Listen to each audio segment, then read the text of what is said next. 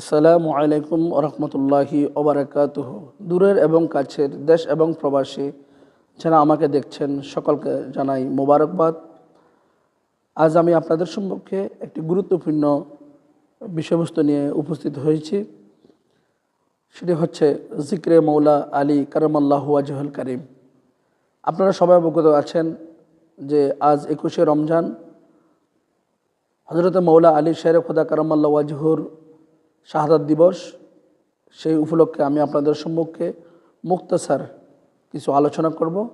আপনারা দয়া করে আলোচনাটুকু শ্রবণ করুন এবং যারা আহলে বায়াতকে ভালোবাসেন, পাক পাঞ্জাতনকে ভালোবাসেন, আপনারা আজকের এই আলোচনার বিষয়বস্তুটুকু আপনারা শেয়ার করবেন, যাতে মুসলিম উম্মাহ মৌলা আলী সম্পর্কে, পাক পাঞ্জাতন সম্পর্কে কিছু জানতে পারে, কিছু বুঝতে পারে।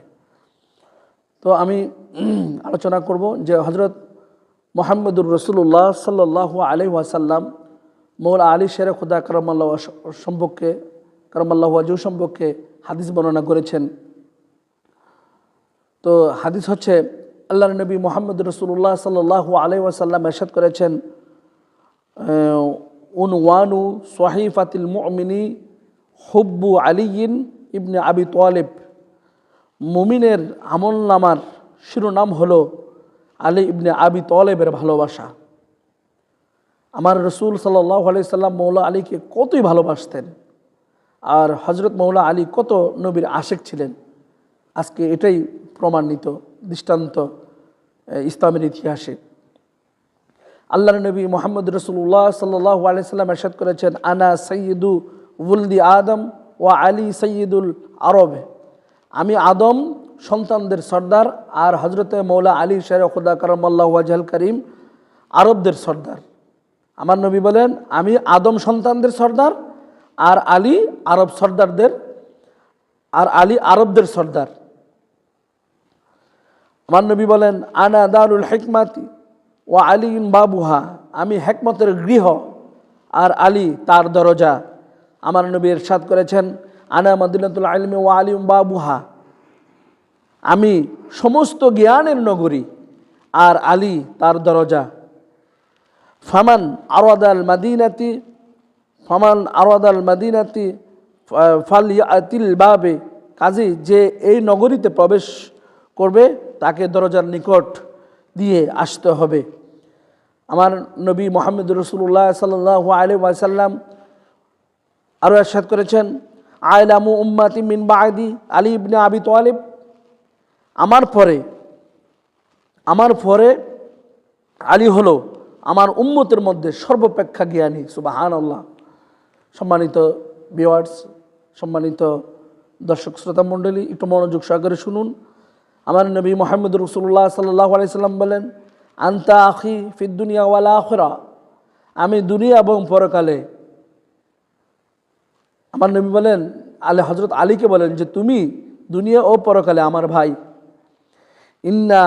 আমার নবী আলো বলেন, ইন্না আলিয়ান ওয়ালিয়ুকুম বাদি। নিশ্চয় আলী আমার পরে তোমাদের অভিভাবক। নিশ্চয় আলী আমার পরে তোমাদের অভিভাবক। আখদি উম্মাতি আলিউন। আলী আমার উম্মতের মাঝে সর্বাপেক্ষা বিচক্ষণ বিচারক। তো আমরা এখন শুনলাম আল্লাহর নবী মুহাম্মদুর রাসূলুল্লাহ সাল্লাল্লাহু আলাইহি সাল্লামার পবিত্র জবান মুবারক থেকে হযরত আলীর এই গুণকীর্তন। সম্মানিত দর্শক শ্রোতা মণ্ডলী, যে হযরত মৌলা আলী শের খোদা কারামাল্লাহু ওয়াজহুল কারিম, যে তিনি জন্মগ্রহণ করেছিলেন কাবা শরীফের মধ্যে। হযরত মৌলা আলী শের খোদা কারামাল্লাহু ওয়াজহুর শুভ আগমন হয়েছে কাবা শরীফের মধ্যে। দুনিয়ার মধ্যে, পৃথিবীর মধ্যে যত মানুষ এসেছে সবাই ওয়া ওয়া বলে চিৎকার করে কান্নাকাটি করেছে জন্মের সময়, কিন্তু হযরতে মৌলা আলী শের খোদা সম্পূর্ণ তার ব্যতিক্রম।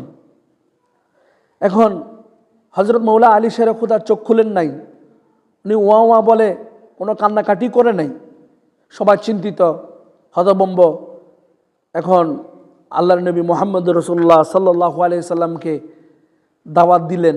আল্লাহর নবী আসলেন মৌলা আলী শের খোদা কারামাল্লাহু ওয়াজহুকে কোলে নিলেন। আল্লাহর নবী মুহাম্মদ রাসূলুল্লাহ সাল্লাল্লাহু আলাইহি ওয়াসাল্লাম যখন মৌলা আলী শেরে খুদা কারামাল্লাহু ওয়াজহুকে কোলে নিলেন, কোলে নেওয়ার সাথে সাথে মৌলা আলীর চোখ খুললেন এবং মৌলা আলীর জবানে পাকে বলতেছেন, লা ইলাহা ইল্লাল্লাহ মুহাম্মাদুর রাসূলুল্লাহ সাল্লাল্লাহু আলাইহি ওয়াসাল্লাম।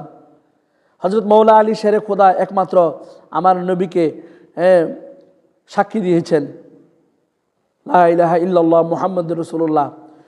একদিন যখন হযরত মৌলা আলী বড় হলেন, তখন আমার নবী মৌলা আলীকে জিজ্ঞাসা করলেন, আলী, তোমার যখন জন্মগ্রহণ হয়েছে কাবা শরীফের মধ্যে, তখন তুমি চোখ মেলো নাই কেন, কথা বলো নাই কেন? তখন হযরত মৌলা আলী বলতেছেন, ইয়া রাসূলুল্লাহ, ইয়া হাবিব আল্লাহ, যদি আপনি না আসতেন তাহলে আমি কিয়ামত পর্যন্ত চোখ বন্ধ রাখতাম এবং আমি জবান খুলতাম না। সুবহানাল্লাহ। হযরত মৌলা আলী শেরে খুদা কেমন আশিক ছিলেন আমার নবীজির। আমার নবীজি যখন মৌলা আলীকে কোলে নিলেন তারপরেই মৌলা আলী শেরে খুদার জবানে ফুটে উঠল, লা ইলাহা ইল্লাল্লাহ মুহাম্মাদুর রাসূলুল্লাহ সাল্লাল্লাহু আলাইহি সাল্লাম। আর মৌলা আলী চোখ মিলে আমার নবীজির দিকে, নবীজির নুরানি চেহারা মুবারকের দিকে মৌলা আলী তাকাইলেন। আমার মৌলা আলী শেরে খুদা কারামাল্লাহু ওয়াজহু কত বিশাল মাফের জ্ঞানী দেখুন। হযরত ইবনে আব্বাস রাদিয়াল্লাহু তাআলা আনহু আমার নবীর কাছে গেলেন, ইয়া রাসূলুল্লাহ, আপনি যদি আমাকে অনুমতি দান করেন তাহলে আমি আপনার নিকট তাফসির পেশ করব। হযরত ইবনে আব্বাস বলেন যে আমি তাফসির পেশ করতে চাই। তখন আমার নবী বলেন, হে আব্বাস, তুমি কোরআন তাফসির করতে হলে তুমি হযরত আলীর কাছে যাও। তখন হযরত আব্বাস রাদিয়াল্লাহু তাআলা আনহু একটু হতাশাগ্রস্ত হয়ে গেলেন যে আমি কিভাবে যাই হযরত আলীর কাছে। অগত্যা তিনি হযরত আলীর কাছে চলে গেলেন নবীজির আদেশ মোতাবেক। যখন হযরত আব্বাস রাদিয়াল্লাহু তাআলা আনহু মৌলা আলী শেরে খুদার কাছে গেলেন, গিয়ে বললেন যে আমি রাসূলুল্লাহ সাল্লাল্লাহু আলাইহি সাল্লামের কাছে গেলাম কোরআনের তাফসির করতে, কিন্তু আল্লাহর নবী পাঠিয়েছে আপনার কাছে। তখন হযরত আলী বলতেছেন যে কোরআনের তাফসির করা তো অনেক দুরূহ ব্যাপার, তো ঠিক আছে আমরা আজকে কথা বলি। তখন হযরত আব্বাস রাদিয়াল্লাহু তাআলা আনহু বলতেছেন, হযরত মৌলা আলী শেরে খুদা কারামাল্লাহু ওয়াজহুল কারীম হযরত আব্বাসকে বলতেছেন যে কোরআনের সারমর্ম কি? তখন তিনি বলতেছেন কোরআনের সারমর্ম হচ্ছে সূরাতুল ফাতিহা। আবার বলছেন যে সূরা ফাতিহার সারমর্ম কি? তখন আব্বাস রাদিয়াল্লাহু তাআলা বলতেছেন সূরা ফাতিহার সারমর্ম হচ্ছে বিসমিল্লাহির রহমানির রহিম। আবার বললেন বিসমিল্লাহির রহমানির রহিমের সারমর্ম কি? তখন বললেন যে বিসমিল্লাহির রহমানির রহিমের মধ্যে যে বা হরফ রয়েছে, বা হরফ। তখন মৌলা আলী শেরে খুদা কারামাল্লাহু ওয়াজহুল কারীম বলেন যে বা হরফের নিচে যে নক্তা আছে আমি হচ্ছে সেই আলী। সুবহানাল্লাহ। সন্ধ্যা থেকে শুরু করে একদম সকাল পর্যন্ত এই গোটা রাত চলে গেল তাফসির করতে করতে বা হরফের।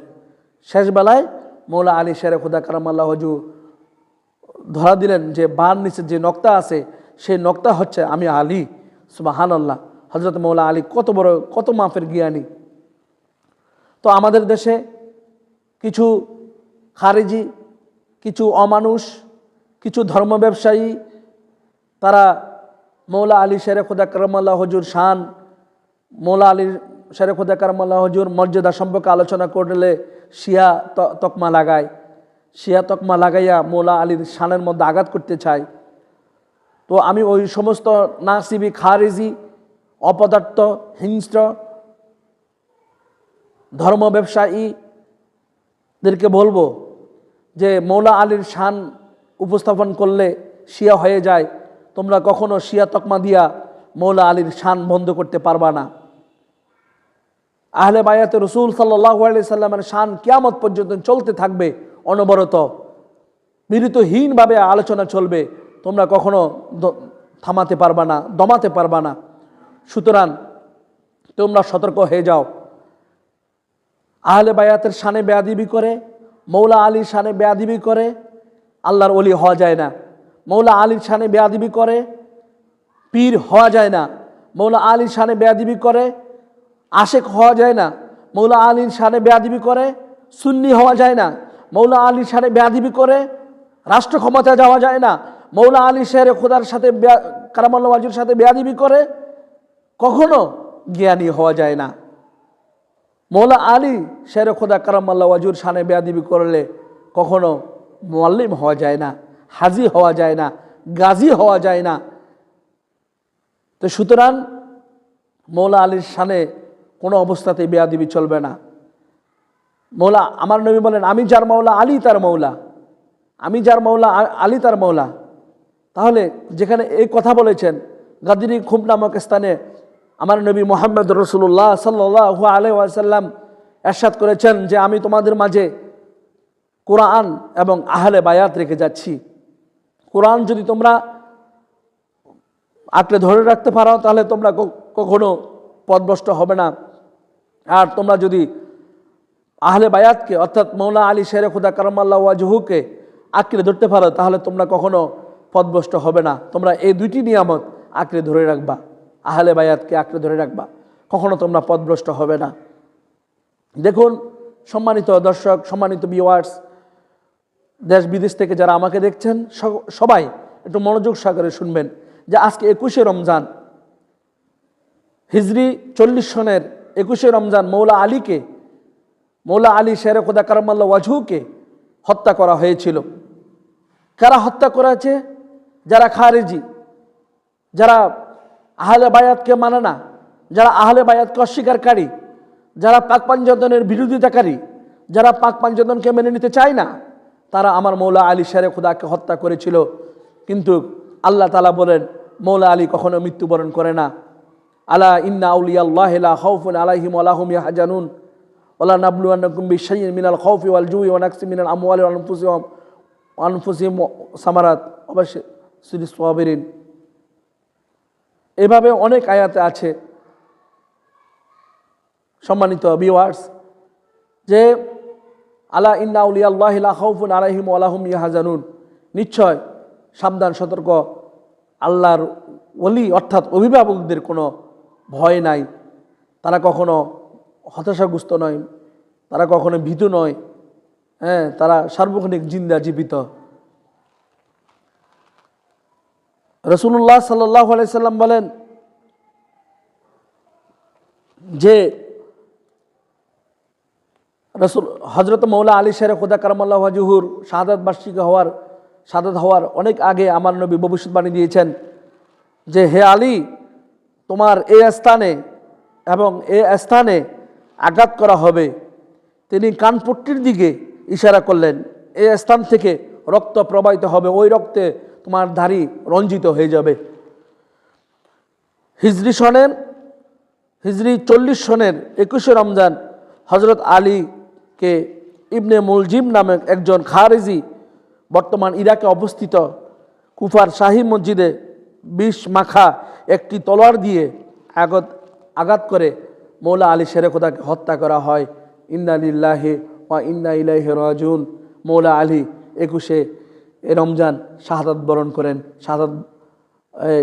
বরণ করেন।